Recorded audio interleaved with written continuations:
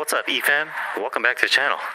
On today's vlog, we'll show you how easy it is to make a DIY Bafang build on your mountain bike, soon to be electric mountain bike.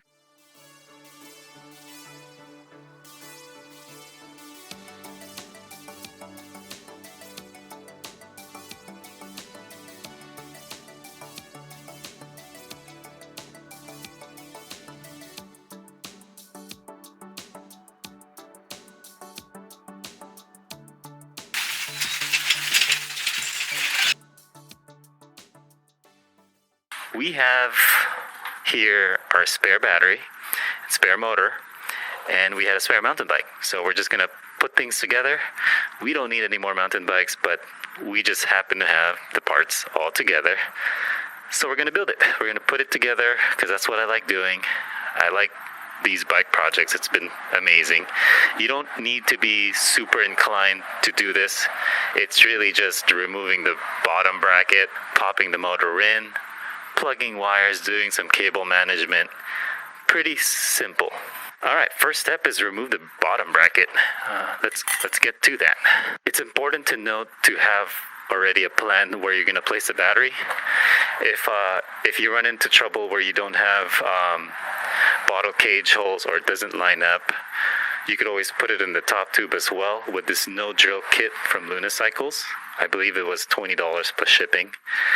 Very helpful in placing batteries where you may have not thought otherwise. Plan about an hour and a half, give or take, to do this project. Get that going, loosen that puppy up. This one is just like a lock that kind of holds the pedals in place. But after you get that out, you just need your chain whip tool or one of these. And if I remember correctly, towards the back wheel is to tighten. You want to go towards the front wheel, which is counterclockwise.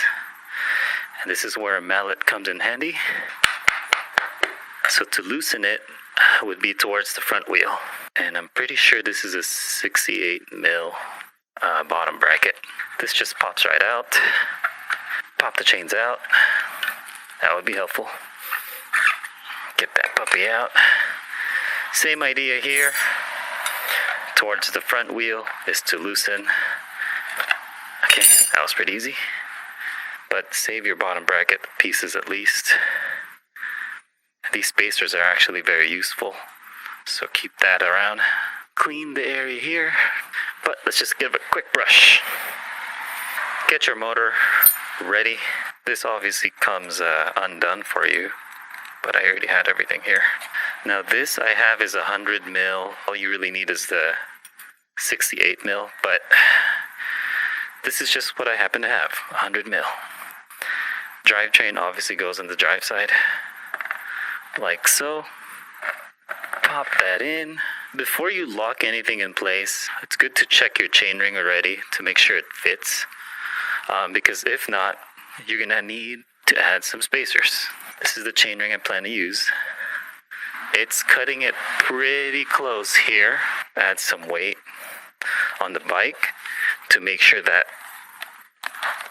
everything is free and clear. Looks good on this side. Also good to check your chain line. Just get an idea of your chain and your chain line. But this system looks like it's pretty snug and it looks like it's going to work just fine. All right, let's add some spacers, shall we? Have this flush to your mount system. Your teeth goes towards the bike frame.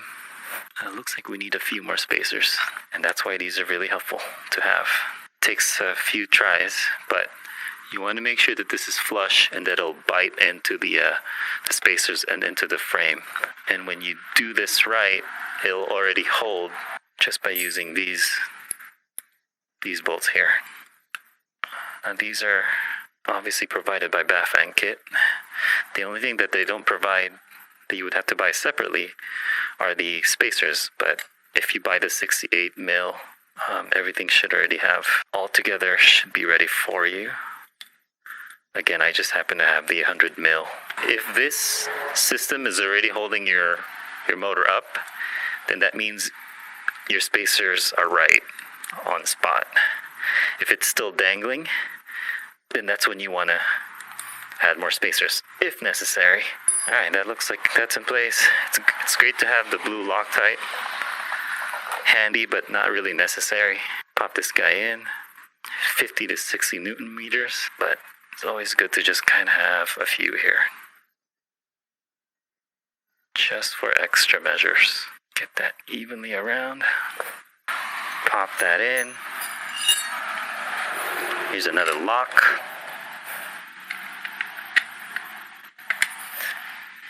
And honestly, the bottom bracket part is the hardest part. Everything else, the wiring, it's just getting everything tidy, really. Mallet is your best friend here.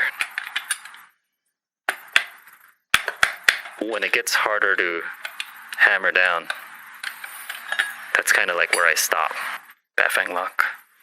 This one's only hand tightened, 25 to 30 Newton meters. Note ahead of time what kind of connectors you would need to your battery. The BBSHD typically comes with Andersons, and a lot of batteries come with XT60. So make sure you have a XT60 adapter to get you set up here.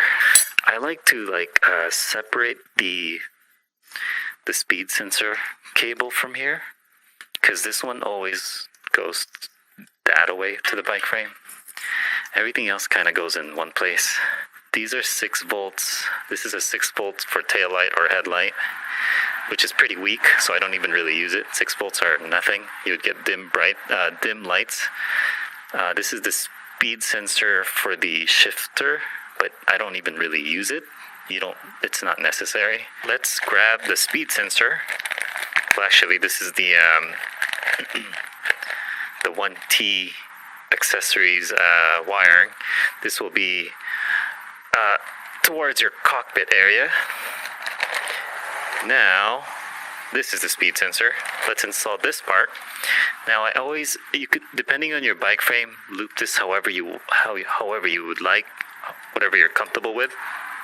Sometimes they're too long, so what I do is I kind of loop it around this area a few times, but I think I would like it like that. Have enough slack for when your bike compresses or decompress, however you want to describe it.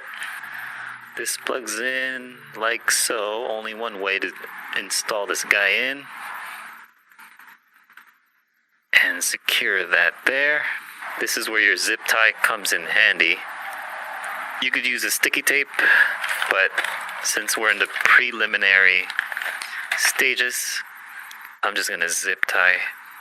You obviously want to make sure that the wires aren't rubbing against your bike frame as well. Install the magnet bolt as well. Don't forget this.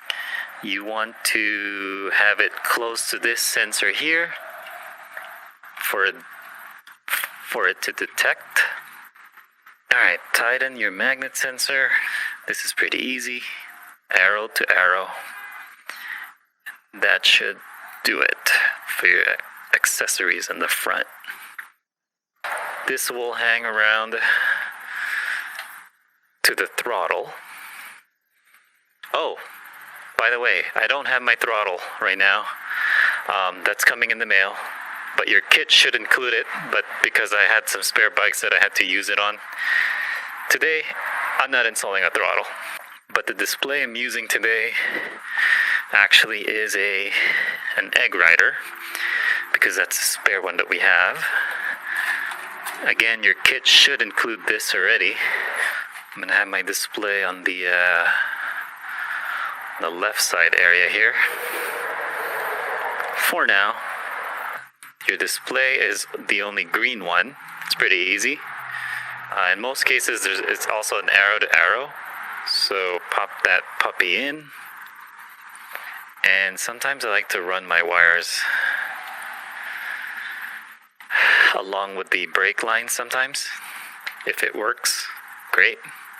If it doesn't, no big deal. You can run it along the frame. But just account for account for them when you're turning. Making a left and a right turn, just account for that, and you should be okay. Okay, let's plug the battery in, and then let's do some cable management. All right, currently powered up. Good. We've done everything properly. It's really all about just cable management. I like to hide everything as best as possible, I'm sure, to make things neat, right? This is where zip ties come in handy as well. This project is just about done, and I'm going to use some Alex Tech brand cable management to clean that all up. All right, we're going to get back on the drive side here, install the chainring. It's always good to kind of already have the your chains on when you're tightening the bolts. It just helps to tighten these bolts and helps to secure this in place. Do a star bolt pattern for install.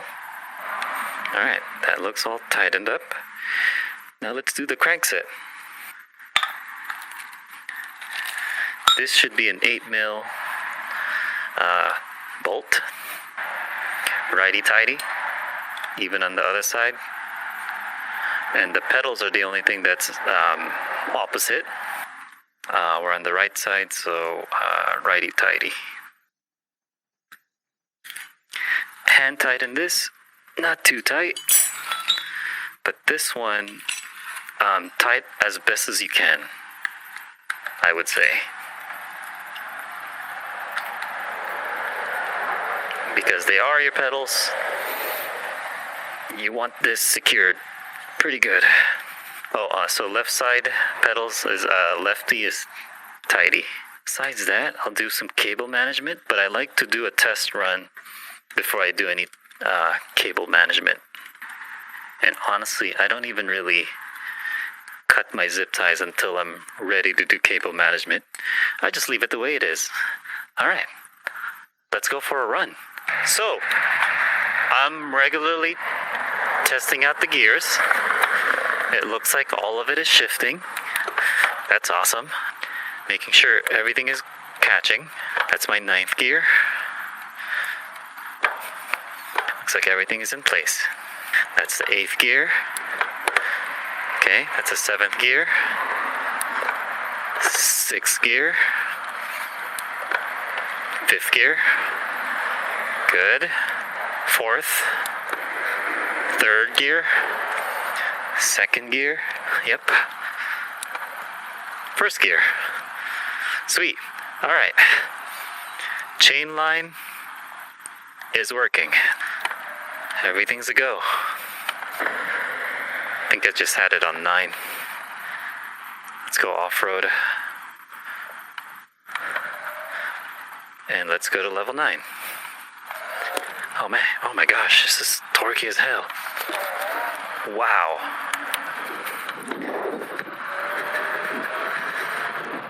Sweet. Yes sir, 52 volt BBSHD. This feels nice. Yeah, and I could definitely lift. I could definitely get jumps on this for sure. Sweet. I built myself another amazing electric mountain bike. Alright, let's finish up the wires so we can get a good look on this new electric mountain bike. Alright, let's do some cable managing. This is Alex Tech from Amazon. I got a 25 foot one because I have a lot of e-bikes. And the 3/4 inch is what I use. It's all about housekeeping now. Housekeeping. Get this to hug the wires, 1,000 times neater already, isn't it? Sometimes it's best not to over tighten. How's that look? Yeah, because I can't really mount it here. I can't mount it on this body. This thing has to shift right and left. I'm still going to wait on my thumb throttle to kind of finish this project off. But for today's video, that's going to be my new electric mountain bike, BBSHD DIY Bafang kit installation video. I hope this was useful. I hope this encouraged you to make your own. Like and subscribe for more content. Check out my useful links in the description below for additional discounts on your Super73, on your arielrider e-bike, or your DIY Bafang kit. This is Julian signing out, guys. See you in the next one. Peace.